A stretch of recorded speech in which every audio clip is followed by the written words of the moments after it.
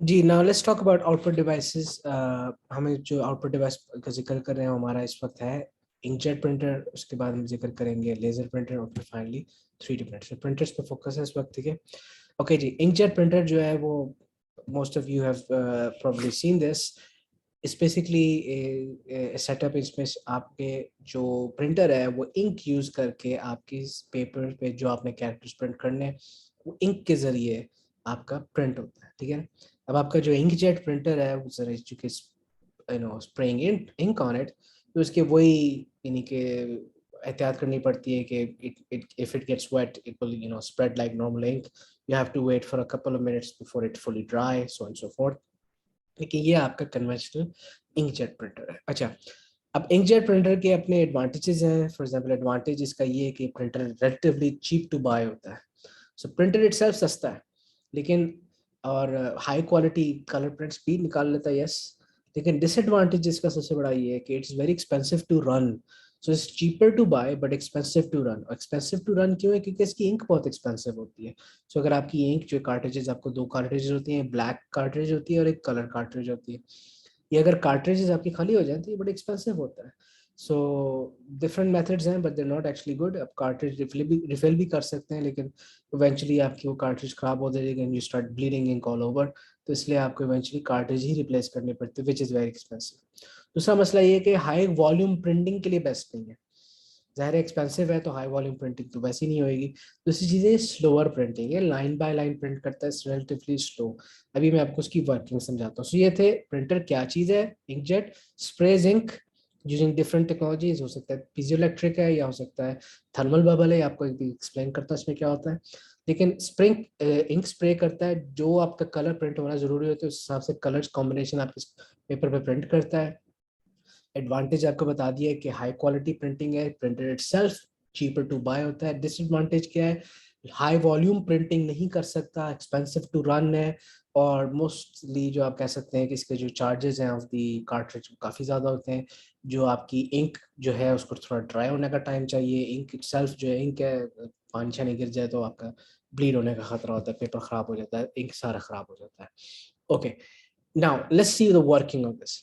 आपका first of all process start कैसे होता है कि आप किसी कंप्यूटर पे कोई चीज़ प्रिंट करनी है, आप प्रिंट की कमांड भेजते हैं। तो आपका डाटा जो है वो प्रिंटर ड्राइवर को चला जाएगा, ठीक है ना। ड्राइवर जो है वो इंश्योर करेगा कि नॉर्मल फॉर्मेट है, प्रिंटर के अंडरस्टैंडेबल फॉर्मेट है, सो ऑन सो फोर्थ। उसके बाद आपका जो है एक चेक किया जाता है कि प्रिंटर रेडी है, ऑन है, पेपर है, इंक है। ये सारी चीज़ें चेक करने के बाद एक रेडी सिग्नल आ जाता है कि ना जी printer is ready to print. अगर तो आपका प्रिंटर रेडी है तो प्रिंट भेज दिया जाएगा, अदरवाइज अप्रोप्रिएट मैसेज आपके सामने शो हो जाएगा कि देयर इज नो पेपर, या प्रिंटर इज नॉट ऑन, या cartridge is low, what ever it is, ठीक है।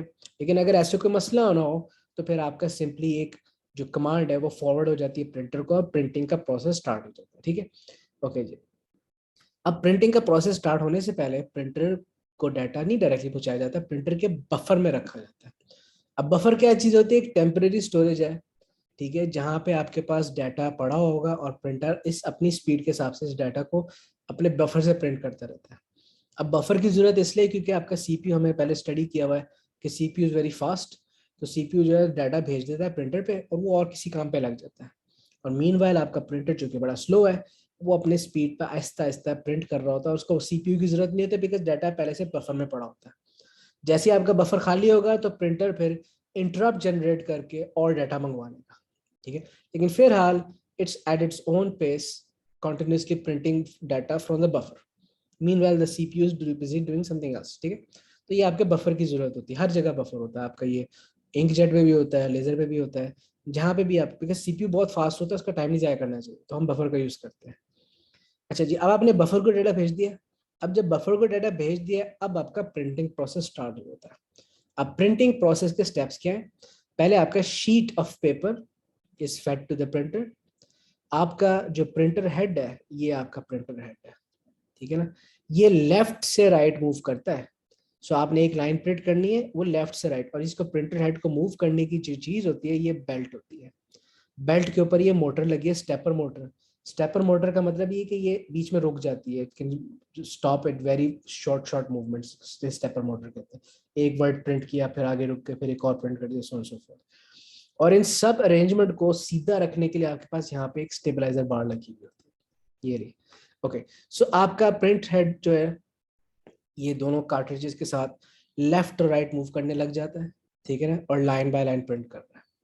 अब लाइन बाय लाइन प्रिंट करने का मतलब है कि उसकी नोजल्स में से, आगे नोजल्स लगी होती हैं, ये नोजल्स लगे हुए, उसकी नोजल्स में से इंक निकल रही होती है। अब इंक निकलने का तरीके जो है ना वो दो डिफरेंट टेक्नोलॉजी यूज हो सकती हैं।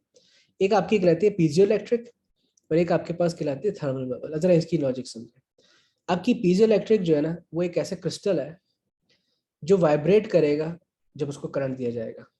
अब जब वो वाइब्रेट करेगा तो वाइब्रेशन की बेस पे वो इंक को पुश कर देगा बाहर। अब ये देखो कि ये वाइब्रेशन हो रही है ना, ये वाइब्रेशन हो रही है back and fourth back and fourth. तो वाइब्रेशन की वजह से इंक जो है ना, टाइनी ड्रॉपलेट्स ऑफ इंक यहाँ से एक्सपेल होंगे लाइक दिस, ठीक है।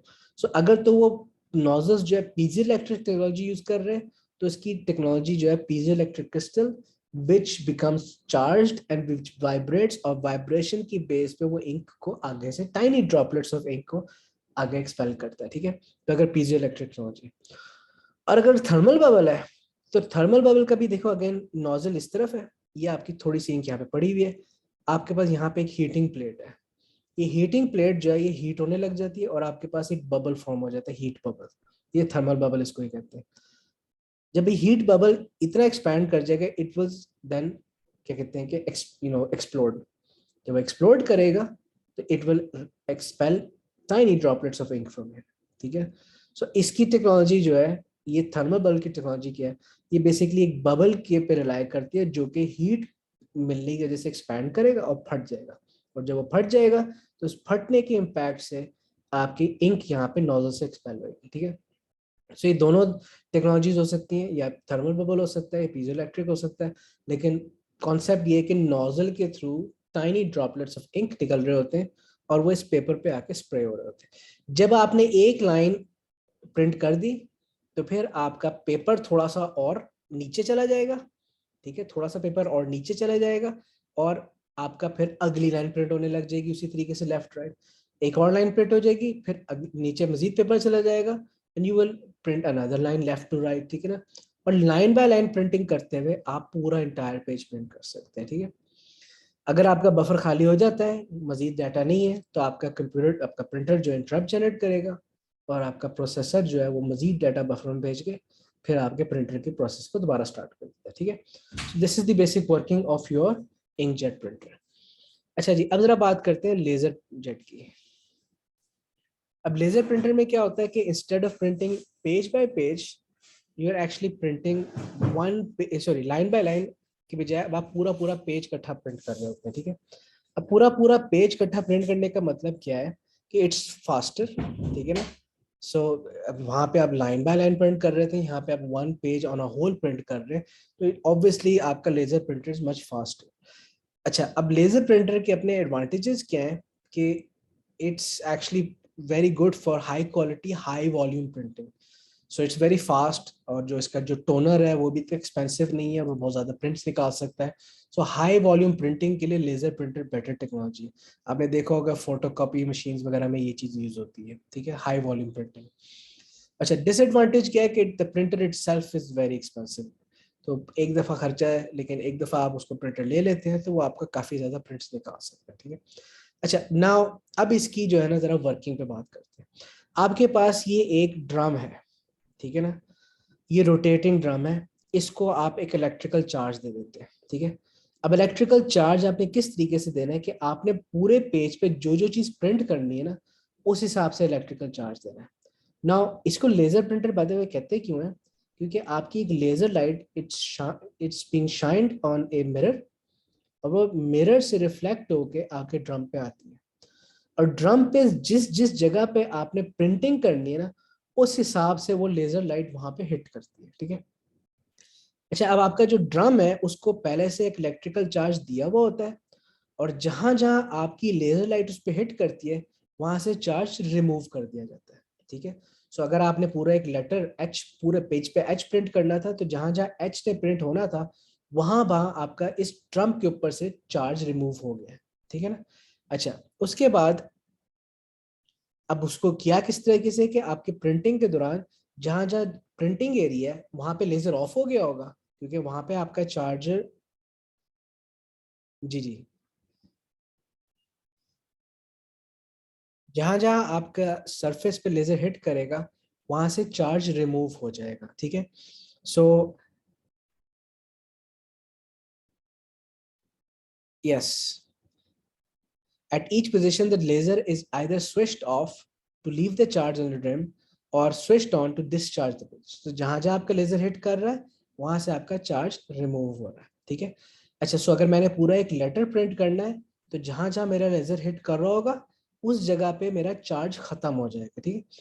सो अगेन जो बाकी सरफेस है, जो अनप्रिंटेड एरिया ना ड्रम का, वो उस पर चार्ज रहा होगा। वो चार्ज कैसे रहा होगा, क्योंकि उस जगह पे लेजर ऑफ हो जाता है। लेकिन जो मेरा प्रिंटेबल एरिया ना, जो मेरा कैरेक्टर प्रिंट करना है, उसकी शक्ल में लेजर ने वहां पे सारा चार्ज रिमूव कर दिया लेजर लाइट हिट करके, ठीक है। अच्छा, नेक्स्ट स्टेप क्या होगा कि आपका टोनर जो है वो भी चार्ज है, ठीक है। Charge toner comes in contact with the uncharged surface जो कि आपकी कैरेक्टर रिप्रेजेंट करती है, ठीक है। ये ध्यान में रखिएगा, जो आपकी प्रिंटेबल एरिया है ना वो अनचार्ज्ड है, आपका टोनर चार्ज्ड है। तो स्टैटिक इलेक्ट्रिसिटी की वजह से, देखो टोनर मल्टी कलर भी हो सकता है, कलर भी हो सकता है, ब्लैक एंड व्हाइट भी हो सकता है, ब्लैक भी हो सकता है। सो वो टोनर जो है, जो कि इटसेल्फ चार्ज्ड है, वो मेरी अनचार्ज्ड ड्रम पे अटैच कर जाएगा बिकॉज ऑफ स्टैटिक इलेक्ट्रिसिटी। और जो बाकी चार्ज एरिया ड्रम से उस पर वो रिपेल करके वहां पे नहीं अटैच करेगा, ठीक है। तो इसका मतलब है मेरे पूरे ड्रम पे एक एक फेरा इस ड्रम का लगेगा ना स्टोनर के अगेंस्ट, तो उस पूरे ड्रम पे उसकी शक्ल बन चुकी होगी जो मैंने प्रिंट करना था, बिकॉज जो सरफेस मैंने प्रिंट करनी थी उस पर मैंने लेजर लाइट हिट करके चार्ज रिमूव कर लिया था। जहां जहां चार्ज नहीं है उस जगह पे मेरा चार्ज टोनर आके चिपक जाएगा बिकॉज ऑफ स्टैटिक इलेक्ट्रिसिटी। और जब मेरा टोनर जो है गुजरेगा एक पेपर के ऊपर से ना, ये पेपर की एक ट्रे है, ये पेपर इस पे यहाँ से नीचे से गुजरेगा। जब एक पेपर के ऊपर से गुजरेगा तो मेरा जो शीट ऑफ पेपर है वो टोनर उस शीट ऑफ पेपर पे सारा अटैच हो जाएगा उसी शक्ल पे। अब वो इनिशियली तो मेरा जो क्या कहते हैं कि पेपर है उसको चार्ज दिया जाता है ताकि वो टोनर उस पे आके चिपक जाए, ठीक है। अच्छा, अब जो क्या कहते हैं मेरा sheet of paper, sorry, discharge किया जाता है। मेरा शीट ऑफ पेपर डिस्चार्ज है और मेरा ड्रम जो है अभी उसके अंदर चार्ज है। अब देखिए यहाँ पे होगा क्या, मेरा sheet of paper originally charge था, जब वो यहाँ पे आएगा it becomes discharge. This means, इसका मतलब है कि मेरा चार्ज टोनर अब इस डिस्चार्ज पेपर पे आ जाएगा, ठीक है। अब इस दौरान जब मेरा चार्ज डिस्चार्ज पेपर पे चार्ज टोनर आके अटैच करेगा तो वो पूरी की पूरी शक्ल जो मैंने प्रिंट करनी है अब वो पेपर पे बन गई होगी, ठीक है। सो डिस्चार्ज्ड पेपर पे चार्ज्ड टोनर अटैच हो जाता है, ठीक है। अब जो चार्ज टोनर के साथ पेपर इस फ्यूजर में से गुजरेगा, ये हीटेड रोलर्स होते हैं, क्योंकि याद रहे कि अभी तक जो है सिर्फ स्टैटिक इलेक्ट्रिसिटी यूज हो रही है, इट्स नॉट परमानेंट। लेकिन वो टोनर जब फ्यूजर के बीच में से गुजरेगा तो आपका वो टोनर जो है उस पर मेल्ट होके पक्का हो जाएगा, ठीक है। अब इस तरीके से आपका स्टैटिक इलेक्ट्रिसिटी नहीं, now it's actually permanently infused on the paper because of heat. और आपका जो पेपर निकलता है उसके ऊपर पूरा कैरेक्टर जो है वो एज इट इज यानी परमानेंटली यानी कि उसके अंदर बना हुआ होता है। And this is also why कि आपका प्रिंटर में जो पेपर निकलता है वो गर्म होता है because it is passing through a heated fuser, ठीक है। नाउ दोबारा से सुने कि आपके पास, ये देखें कि जो आपके पास जो इमेज आपने प्रिंट की, मैं क्विकली रिकैप कर देता हूँ। आपके पूरा जो ड्रामा है उस पर चार्ज है, फुल फुल चार्ज है, ठीक है ना। लेकिन जो आपने कैरेक्टर जो जगह प्रिंट करना है उस कैरेक्टर की शक्ल में आपने लेजर लाइट हिट की है और वो जगह डिस्चार्ज हो गई है, ठीक है।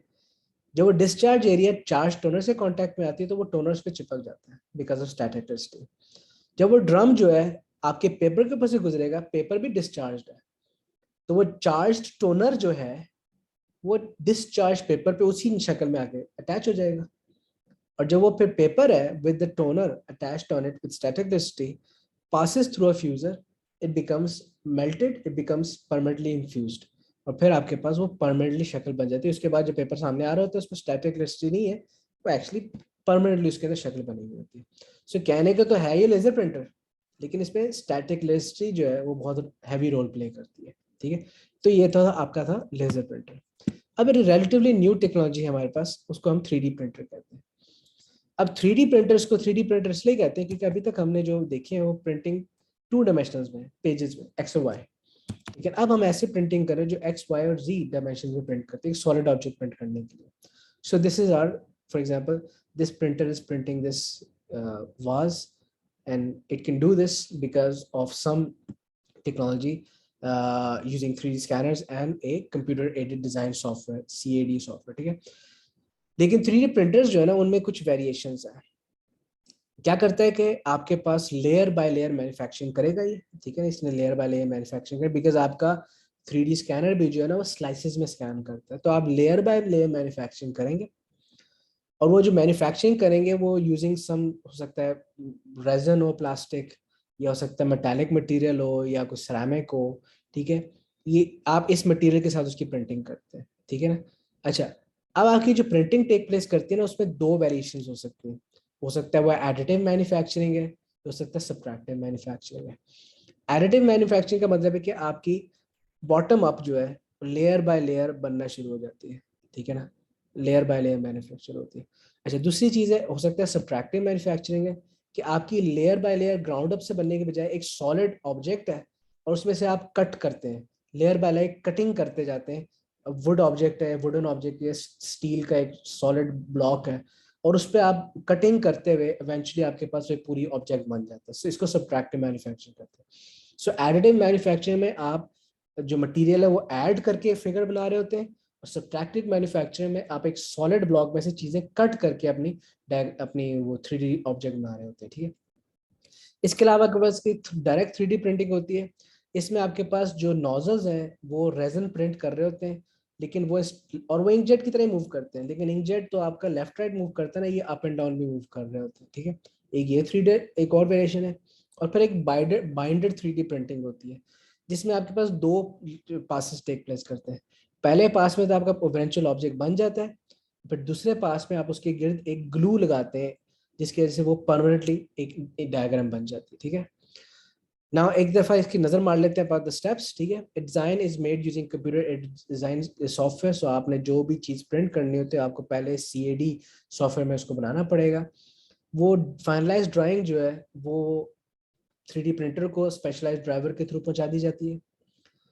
उसके बाद 3D printer setup is to allow the solid object to be made. अब वो एडिटिव हो सकता है, सब्ट्रैक्टिव हो सकता है, और layer by layer building up होनी जाती है, ठीक है ना। अब बेसिकली 0.1 मिलीमीटर थिक जो है वो लेयर्स बनना शुरू हो जाती है।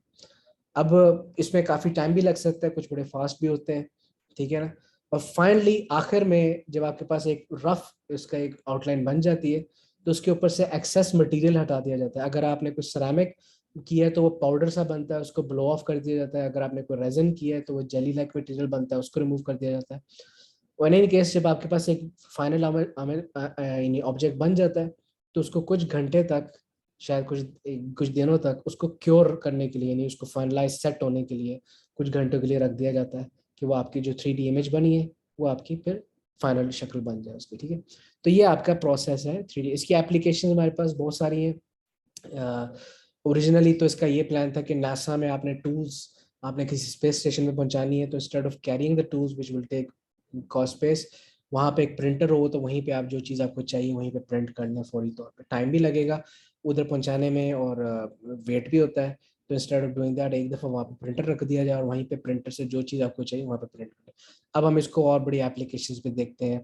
आपने अपना ह्यूमन फिगर का एक छोटा मॉडल बनाना है, वो बड़े अच्छे तरीके से प्रोस्थेटिक्स में यूज़ हो रहा होता है, घर बन रहे हैं, ऑटोमोबाइल्स बन रही हैं, प्रोस्थेटिक्स में बड़ा हैवी यूज़ है इसमें कि आप अपने राइट हैंड कि for example if you need a left hand तो आप अपने राइट हैंड के एग्जैक्ट साइज एग्जैक्ट शेप का कॉपी बना सकते हैं जो कि आपकी लेफ्ट हैंड की कॉपी बन सकती है।